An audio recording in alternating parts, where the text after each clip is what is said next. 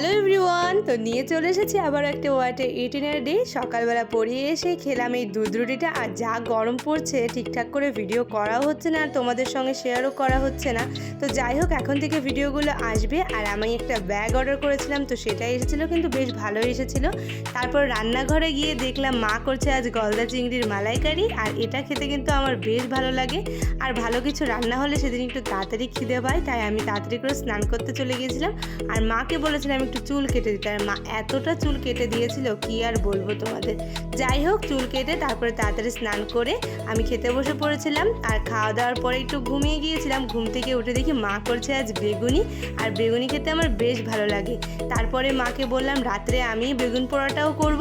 আর বেগুন পোড়াটা আমি বেশ ভালোই করি, তাই মাও বললো যে হ্যাঁ করে নে।